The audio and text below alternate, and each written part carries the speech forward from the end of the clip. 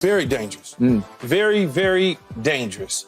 And when you look at it, we talked about the Kansas City Chiefs. I'm just talking about the AFC. We talked about the Kansas City Chiefs a lot, about what are they struggling, this, that, and the other. Yeah. Nobody's afraid of Kansas City. No. Right? And so you look at it, you're like, So you start looking at the AFC, you're like, well, Miami, they're going to get in, they tough. But are they really afraid of Miami?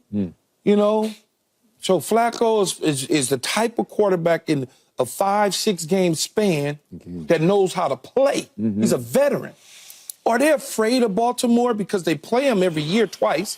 No, they're not afraid of Baltimore. No. They already beat them earlier. That's what I'm saying. So they're not afraid. Then you start looking, you going, okay, well, what if Buffalo? Well, they're not afraid of Buffalo. No. So what team in the AFC would run them away? There's not one that would say they're going to run shop on them. When you look at this particular team, we just talked about Myles Garrett.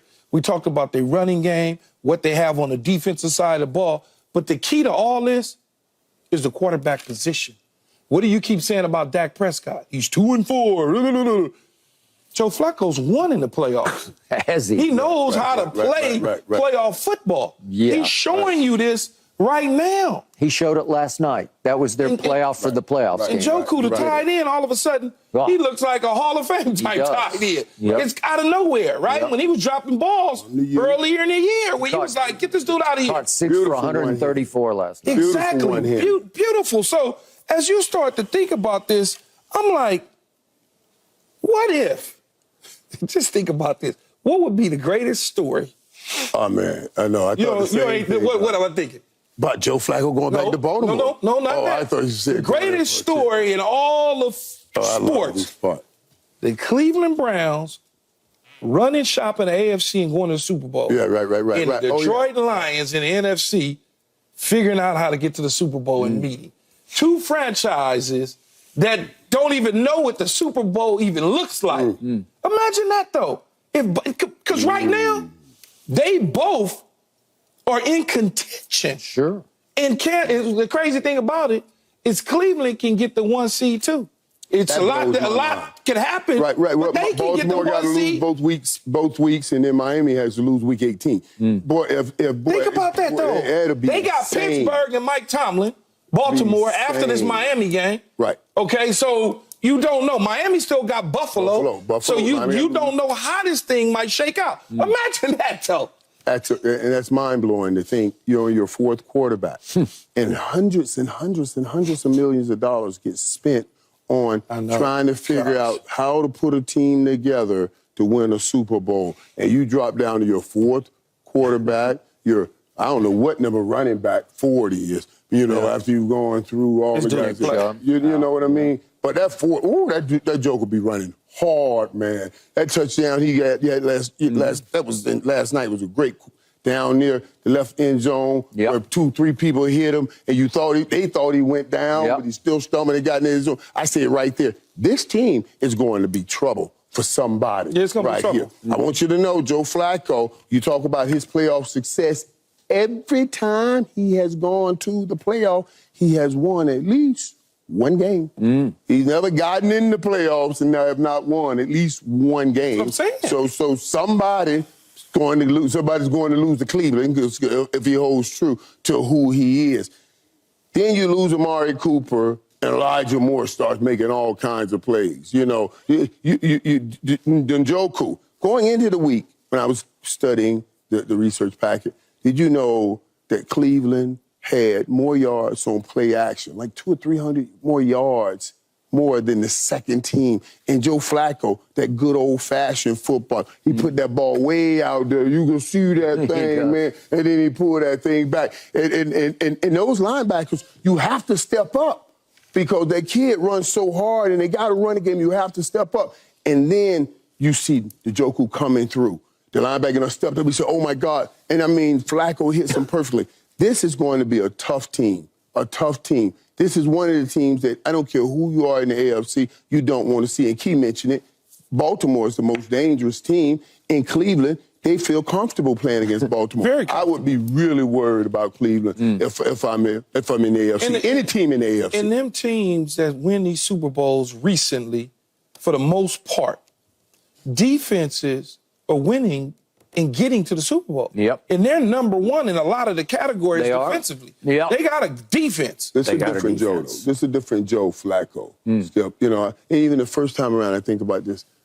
You know, Joe was Joe, but he wasn't really the man in Baltimore. No, the man was Ray Sugar Lewis Bear. was that. Ray Lewis was the man. Ray was that. Yeah. Ray, but I'm talking about from a leadership standpoint, from a loud talking standpoint. I see a different Joe. I see a more assertive Joe Flacco with Cleveland. Good point. Because he doesn't have Ray Lewis on the side. Yeah, you got Myles Garrett over there, but Myles Garrett ain't Ray Lewis. And man, I'm talking about the boisterous leader that he is. So now, Joe Flacco, who's a Super Bowl MVP, stands tall. That kid last night, he didn't flatten that route out on the back of the end zone. Yeah. And Joe was like, you got to flatten that out when you get to the back of the end zone, because that would have been another touchdown. He kept going up and went right out of the end zone. Joe asserting that kind of it power. It seems like, Skip, the appreciation for the position to be right back in it, he embraces that now where you're having fun. You know, you're getting cut, you're getting signed, you on the streets, they bring you in. He's on his couch in Delaware. Yeah, exactly. Right. So now you got an opportunity to show everybody that kind of say, well, he's just a backup. Same offense he ran. Back in the day when he was the Ravens quarterback during regular seasons, I nicknamed him Flacco because he could be real flukish in regular season games. If I give you these numbers in the postseason, you being a Hall of Famer, you say, that's Hall of Fame. He's in the Hall of Fame, you know right? What? Let me say this, Skip, before you go. I almost texted Fizzy last night. I said, man, you know what? Joe is looking like he's trying to make some Hall of Fame-like admissions here. If he takes his team to go to a Super Bowl, and then, I don't know what's going to happen next year, that's starting to put up some Hall of Fame stuff when you're doing that. But I got scared. I said, I'm not even going to do that. I deleted it. But I'm glad you mentioned it. Gave me a chance to bring that back out. He is 10-5 in the postseason. Yeah, he's great. He has thrown 25 touchdowns to 10 interceptions in the postseason. In that 2012 four-game run to the Super Bowl championship, he threw 11 touchdown passes to 0 picks. Right. Ooh, he went to New England in his playoff career 4 times. He had to go face Belichick and Brady in New England, and he played great in all 4 games. They only won 2, but they should have won 2 more because they went to the wire. Excuse me. Yeah. Was that Evans that dropped the ball? It was like dropped it, hit him right in the hands. Yeah. Game's over if you catch. Okay, so he should have won 3 out of the 4, could have won all 4 of them. That's how well he played against Bill Belichick's defense in the cold in New England. You don't think he knows how to play? Remember the hail Flacco that he threw in Denver against Peyton? Oh, yeah. He knows how to play. Yeah. He knows how to play. That's why I said, Skip, when you have a veteran quarterback like this that knows how to play playoff football, all I need you is 6 games, man. I just need you to finish it up strong in the regular season and roll into the playoff because the lights aren't too bright for him. Not too bright. You just mentioned, you rattled off his success that he's had in the playoff. That's why I give them a straight-up opportunity and a chance to wind up in Vegas. I don't care if it's on the road or at home. And it's the same offense that he won his MVP and had that run that you just talked about in. He's the same offense, and he just feels more free he's playing this time around. Listen, Cleveland is ranked by Pro Football Focus the #1 pass rush offense. Yes. You know, so you've got that on your side. So would I be on the edge of my seat if I had Cleveland at Baltimore for the championship, to get to the Super Bowl? Yes. Oh, God. Yeah. Cleveland beat them already. I know. So, all right. Wait. All that goes down with $250 million chewing gum on the sideline. I was like, wow. Wow. That is insane. There you go. Can't buy a break. I'm just saying. Can't buy a break. Hey, you know. Okay. Thanks for watching, Undisputed fans. Do you want more highlights from the show? Make sure to click that subscribe button for all the exclusive content from Undisputed.